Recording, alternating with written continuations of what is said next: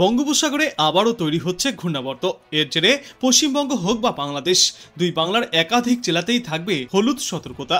বিশেষজ্ঞরা জানিয়েছেন, বঙ্গোপসাগরে ঘূর্ণাবর্তের জেরে গোটা বাংলাতেই দুর্যোগের ঘনঘটা তৈরি হচ্ছে। এর জেরেই বাংলার প্রত্যেকটি জেলাতেই বজ্রবিদ্যুৎ সহ ভারী বৃষ্টির পূর্বাভাস।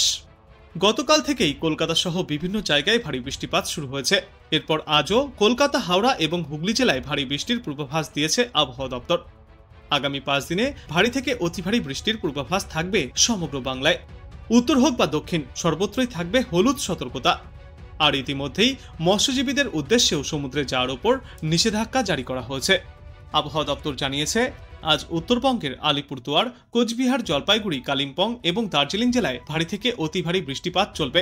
ইতিমধ্যেই তিস্তা, তোরসা এবং জলঢাকা নদী ফুঁসছে।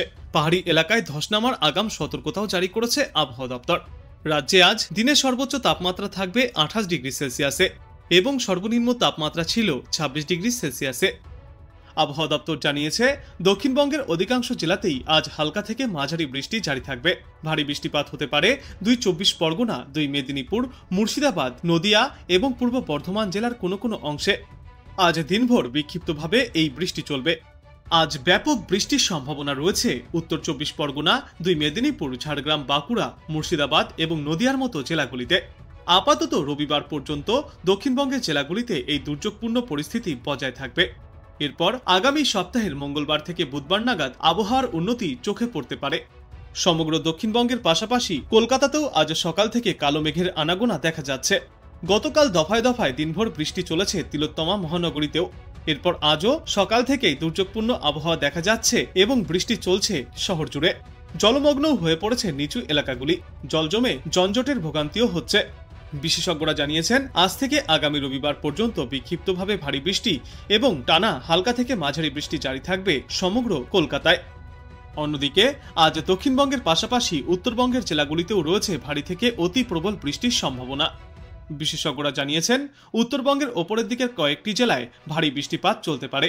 উত্তরবঙ্গের 2 পার্বত্য জেলা কালিম্পং এবং দার্জিলিং এর পাশাপাশি জলপাইগুড়ি এবং আলিপুরদুয়ারের মতো জেলাগুলিতে ভারী বৃষ্টির সম্ভাবনা রয়েছে।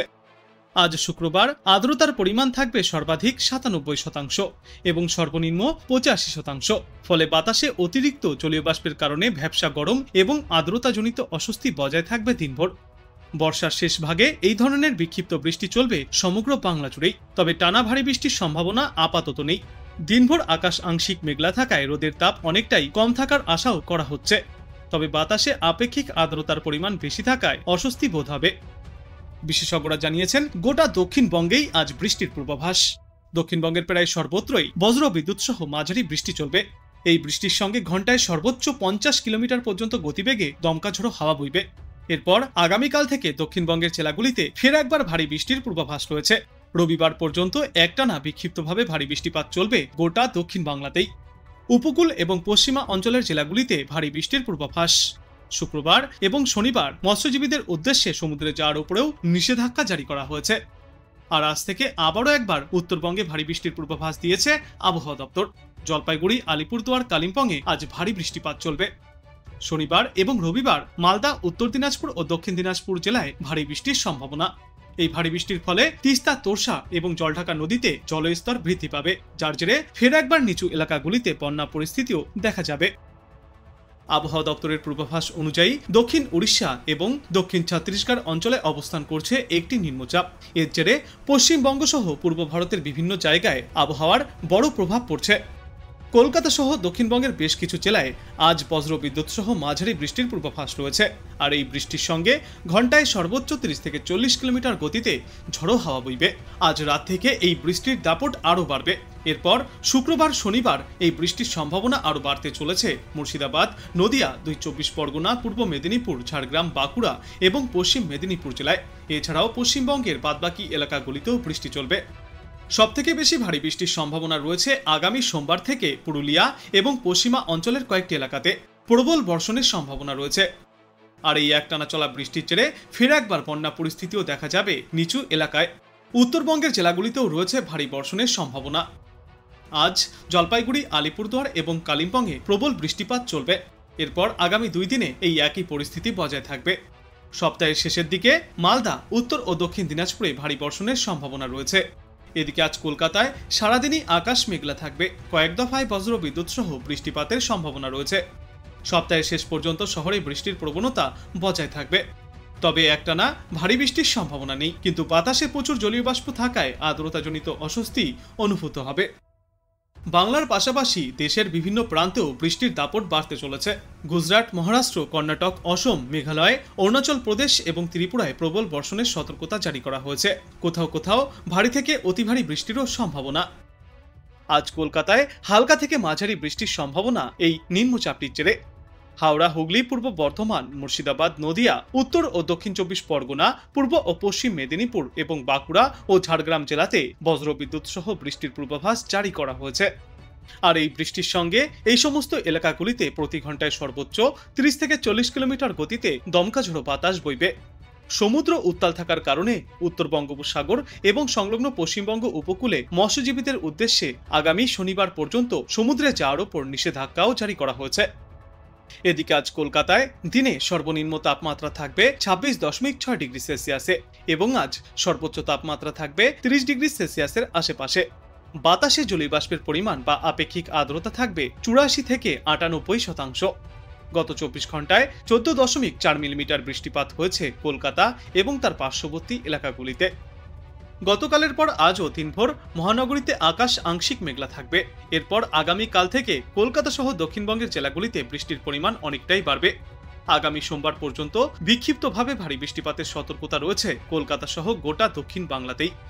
আগামী রবিবার মূলত ভারী বৃষ্টির সম্ভাবনা রয়েছে পশ্চিমা অঞ্চলের জেলাগুলিতে। ভারী থেকে অতি ভারী বৃষ্টিপাত চলবে পূর্ব পশ্চিম বর্ধমান, বীরভূম, পশ্চিম মেদিনীপুর এবং বাঁকুড়া জেলায়। আজ থেকেই উত্তরবঙ্গের ওপরের দিকের জেলাগুলিতে ভারী বৃষ্টির কথা জানিয়েছে আবহাওয়া দপ্তর।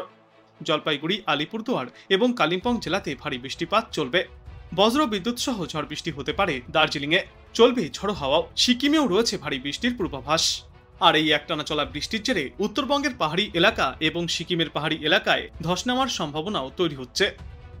আজ বাংলাদেশ আবহাওয়া দপ্তর সূত্রে জানা যাচ্ছে, খুলনা, বরিশাল ও চট্টগ্রাম বিভাগের অধিকাংশ জায়গায় এবং রংপুর, রাজশাহী, ঢাকা, ময়মনসিংহ ও সিলেট বিভাগের অনেক জায়গায় অস্থায়ীভাবে দমকা হাওয়া সহ হালকা থেকে মাঝারি ধরনের বৃষ্টি অথবা বজ্র বৃষ্টিপাত চলবে।